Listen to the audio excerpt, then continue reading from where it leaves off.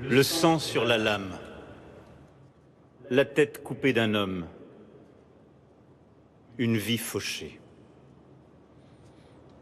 Ce spectacle morbide, Robert Badinter y assista à l'aube, le 28 novembre 1972, dans la cour de la prison de la Santé. Avant, il y avait eu la plaidoirie désespérée pour sauver son client, Roger Bontemps, coupable qui n'avait pas tué. Le procès perdu à Troyes, la grâce sollicitée en vain, les visites chaque matin dans la cellule, les derniers jours d'un condamné. Avant, il y avait eu ce dilemme insoutenable. Qui des deux condamnés, Buffet ou Bontemps, exécuté en premier? Ce sera Bontemps, avaient statué leurs avocats, car Bontemps a encore un peu d'espoir. Mieux vaut qu'il parte d'abord. Après, il n'y avait plus rien que la nuit. L'odeur de sang, les visages des bourreaux, la mort.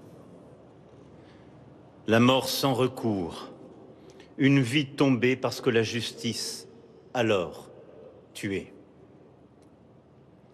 Son mentor, Maître Torres, l'avait prévenu jadis, « Tu deviendras vraiment un avocat après ta première mort de condamné. » Ce matin-là, à la Santé, c'est un couperet qui tranche aussi le destin de Robert Badinter. Avant ce matin-là, il était un partisan de l'abolition de la peine de mort. De ce jour, il en sera un combattant. Une idée simple gouverna désormais la vie de Robert Badinter. Pour ne pas perdre foi en l'homme, il ne faut pas tuer les hommes, fussent-ils les pires coupables. Il était devenu avocat par amour du droit et pour gagner sa vie, il sera l'avocat pour toujours de cette cause, l'abolition. Janvier 1977. Retour à Troyes, dans la même cour d'assises où furent jugés Buffet et Bontemps. Cri de la foule qui demande la mort de Patrick Henry, cet assassin d'enfants. Cri de la foule qui demande la mort de Robert Badinter, cet avocat des assassins. Les morts vous écoutent, répétait Robert Badinter. Et le fantôme de Bontemps l'écoutait.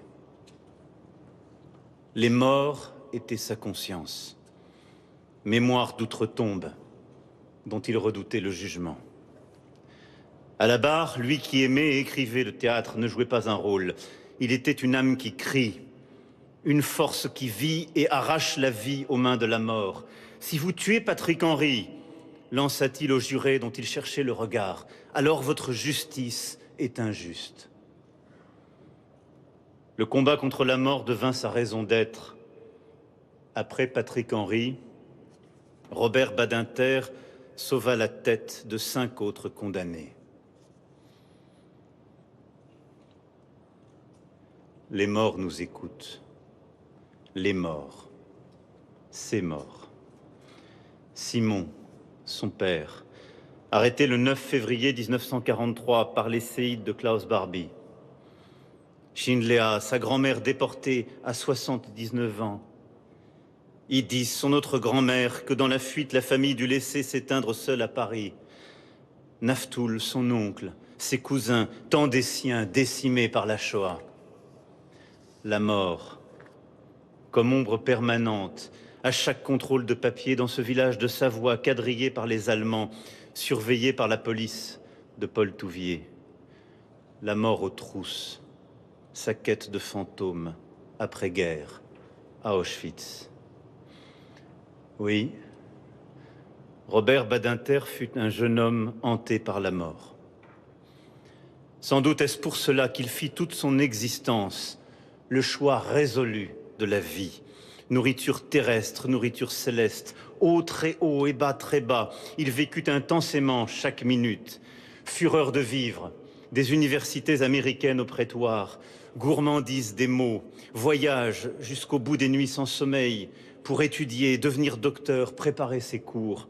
épiphanie de travail et de savoir, fête de l'esprit, la vie, la belle vie, celle des théâtres, celle de l'opéra, la vie pour aimer, épouser Élisabeth, couple dans le siècle, unis par l'universel, complicité dans les épreuves et les procès, les bonheurs et les livres, presque 6 décennies d'une vie mêlée avec leurs 3 enfants, Judith, Simon et Benjamin.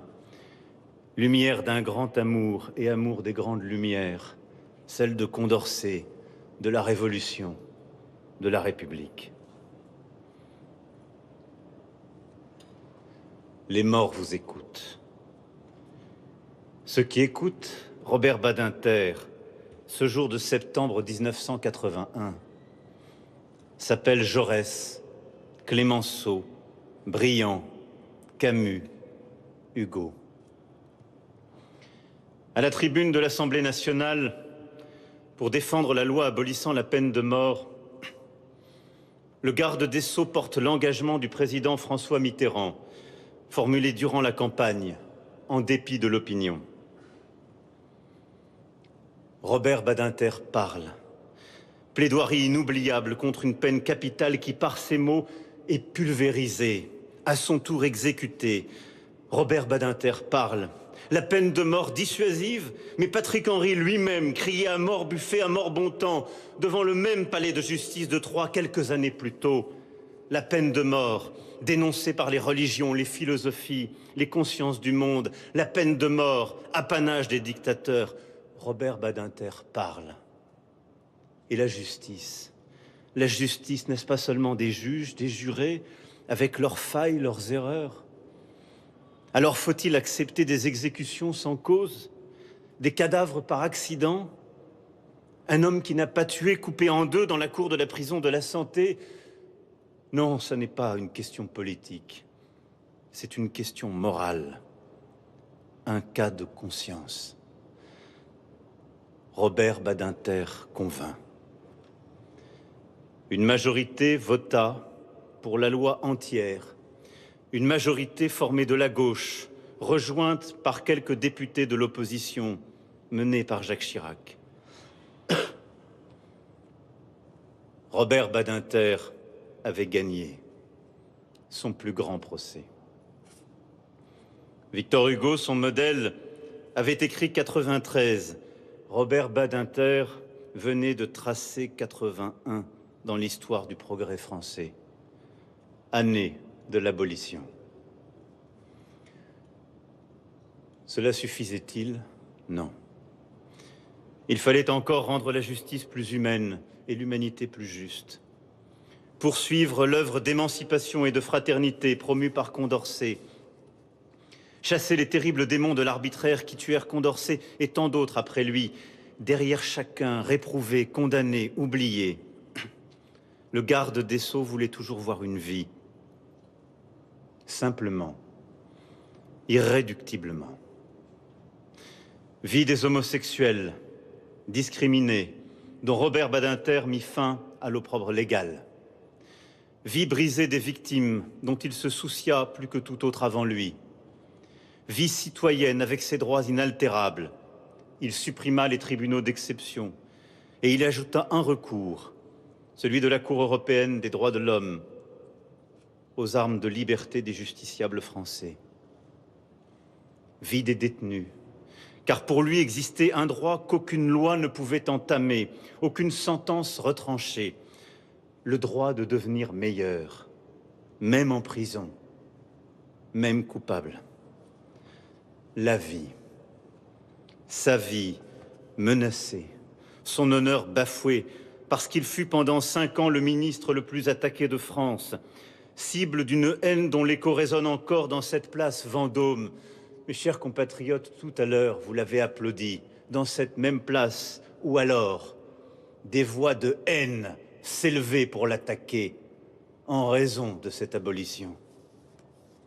La vie, cette vie sacrée, garantie par l'état de droit, par les lois fondamentales de la République, cette primauté de la personne humaine, inscrite dans une décision du Conseil constitutionnel qu'il présida et dont il était spécialement fier. Vie d'étude et de sagesse, à la tête de cette institution, vie vouée à défendre la dignité de chacun et l'unité de la République jusqu'au banc du palais du Luxembourg. Protéger les vies, et qu'importe les frontières, vies brisées par les fers de l'histoire, arrachées par des assassins qu'il voulait voir jugés dans les cours internationales, vie au-delà de la France, sa patrie, lui qui aida tant de pays européens sortis de la dictature ou de la guerre à inventer leur constitution. Oui, Robert Badinter avait choisi la vie heureuse, la vie en République. Souvenir des rêves de ses parents, juifs de Bessarabie, pour qui la France se disait avec les mots de Zola et les paroles de la Marseillaise. Souvenir des vies héroïques de ces habitants de Cognin en Savoie qui savaient que les Badinter réfugiés là étaient juifs et ne dirent rien aux Allemands. Robert Badinter, la République faite homme. La vie contre la mort. Cette vie portée jusqu'à son dernier souffle. Cet élan de colère qui fustigeait le négationniste le traitant, lui, l'avocat, sur les bancs des accusés en mars 2017. Cette vie, la sienne, qui en changea tant d'autres, qui en inspira tant d'autres, qui en éclaira tant d'autres, lucides sur la chance qu'ils eurent de croiser un jour ce géant du siècle. Et à mon tour, je mesure cette chance. La vie plus sombre, depuis vendredi matin, pour nous tous. Et pour les Français pleurant aujourd'hui sa force de colère, sa force de lumière qui nous grandissait tous. Les morts nous écoutent. Oui, les morts nous écoutent. Robert Badinter, vous nous écoutez désormais et vous nous regardez. Conscience morale que rien n'efface, pas même la mort, que le chagrin élève au rang d'exigence. Et vous nous quittez au moment où vos vieux adversaires, l'oubli et la haine, semblent comme s'avancer à nouveau. Où vos idéaux, nos idéaux sont menacés. L'universel qui fait toutes les vies égales, l'état de droit qui protège les vies libres, la mémoire qui se souvient de toutes les vies. Alors nous faisons aujourd'hui le serment, je fais le serment, d'être fidèle à votre enseignement et votre engagement. Fidèle.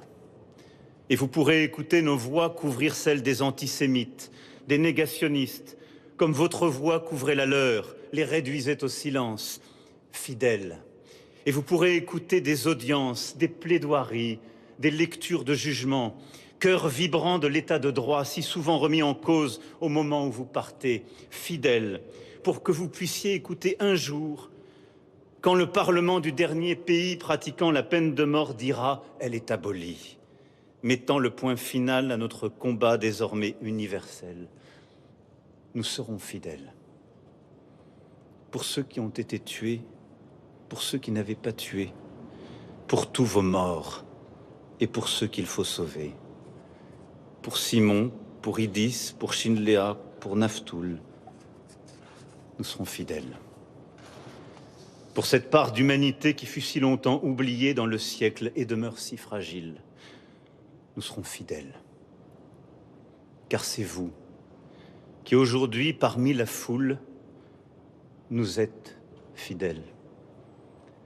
Vigie, aux sourcils broussailleux, fendu d'un sourire soudain, vibrant d'indignation et d'une colère juste quand sont attaqués les principes universels, vous nous restez fidèles. Comme vous l'étiez chaque année, en silence, homme parmi les hommes, rue Sainte-Catherine à Lyon, pour commémorer la rafle où fut enlevé votre père un 9 février. Encore. Vous êtes là, aujourd'hui, parmi nous. Les lois de la vie et de la mort comme suspendues, vaincues, abolies. Alors s'ouvre le temps de la reconnaissance de la nation. Aussi votre nom devra s'inscrire aux côtés de ceux qui ont tant fait pour le progrès humain et pour la France, et vous attendent au Panthéon. Vive la République, vive la France.